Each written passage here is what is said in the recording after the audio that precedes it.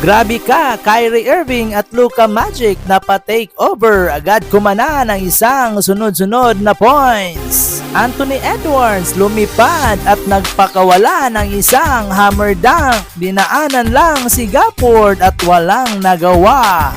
Luka Magic ng Dallas Mavericks versus Anthony Edwards ng Minnesota Timberwolves para sa kanilang Game 3 sa series na ito. Unang action sa first quarter, isang dunk agad mula kay Lively.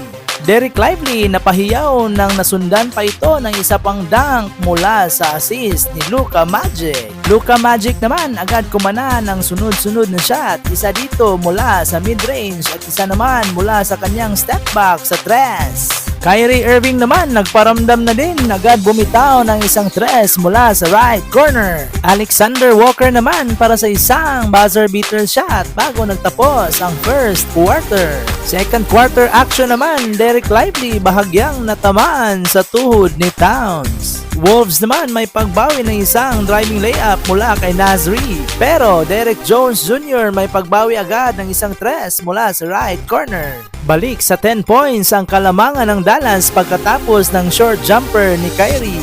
Samantala, Dereck Lively pagkatapos matuhod, this time ang ulo naman ang natamaan sa tuhod ni Towns. Luka at Gobert naman nagkainitan, masyadong napisikal ni Gobert si Luka, parang may halong galit.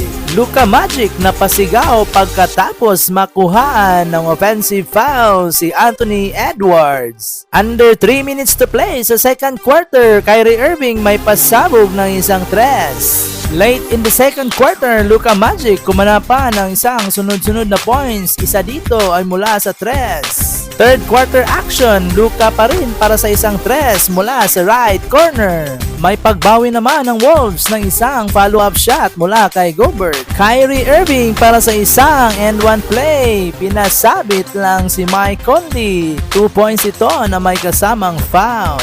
Anthony Edwards na pa-trash talk pagkatapos ng isang driving layup. Anthony Edwards lumipad at nagpakawala ng isang hammer dunk. Dinaanan lang si Gafford at walang nagawa.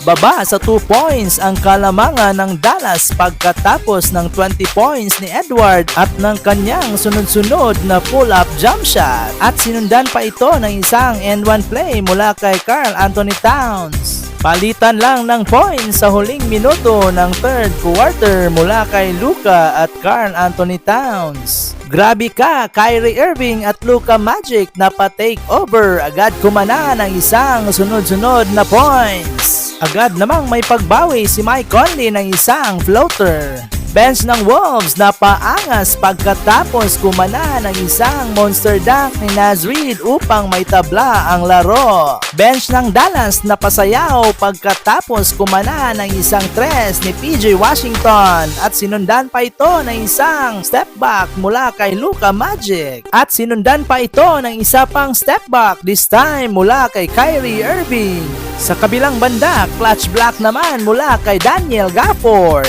Bench ng Dallas na pa-celebrate nang nagwala si Daniel Gafford pagkatapos ng isang clutch alley-oop dunk. Hindi na nakabawi ang Timberwolves at sa huli panalo ang Dallas sa score na 116-107. 3-0 na ngayon ang kanilang standing. Maglalaban sila ulit ngayong Wednesday para sa kanilang Game 4. Mga idol, huwag kalimutang mag-subscribe, like, and hit the notification bell para updated kayo sa susunod nating videos.